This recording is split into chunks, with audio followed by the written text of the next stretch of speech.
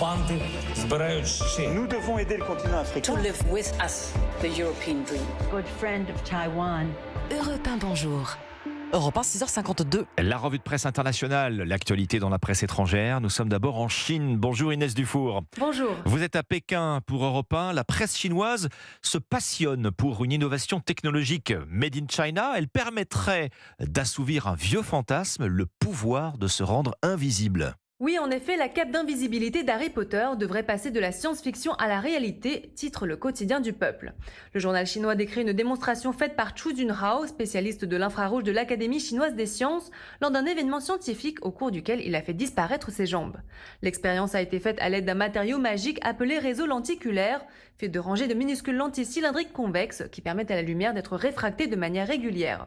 D'autres matériaux sont également testés dans l'exploration de l'invisibilité, selon Chu Junhao, qui viserait non seulement à éviter l'œil nu, mais aussi d'autres moyens de détection tels que l'infrarouge, rapporte Global Times.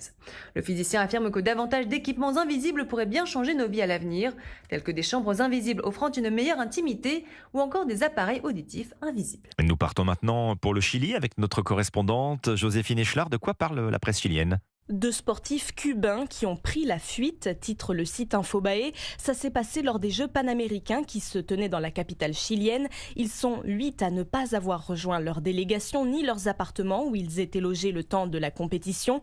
Le journal El País indique que les athlètes ont pris contact avec des avocats spécialisés pour régulariser leur situation migratoire afin de rester au Chili. Selon El Mostrador, cette histoire a embarrassé le Parti communiste chilien, socle de la coalition présidentielle, et qui a toujours été un fervent défenseur du régime à Cuba au pouvoir depuis plus de 60 ans. Sur son site, Radio Bio rappelle que ce n'est pas la première fois que cela arrive. Depuis le début de l'année, une soixantaine de sportifs cubains ont abandonné leur délégation lors de compétitions internationales. Nous sommes enfin en Grèce avec vous, Clémentine Athanasiadis. De quoi traitent les journaux à Athènes ? Eh bien, de la forte contestation que suscite la construction d'une station de métro au cœur d'Exarchia.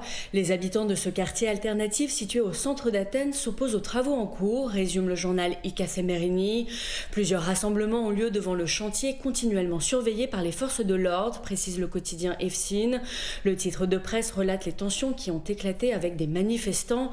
Ces derniers, soutenus par le nouveau maire socialiste, dénoncent notamment l'abattage de quelques 70 arbres, souligne le journal Iavi. Ils déplore la destruction de l'un des rares espaces verts du quartier, reprend le quotidien Ikasemerini. La société de construction affirme la légalité des travaux et assure que la majorité des arbres sera replantée. Une promesse qui ne convainc pas, note le journal des rédacteurs. Clémentine Athanasiadis à Athènes pour Europe 1. Merci à nos correspondants. C'était votre revue de presse internationale.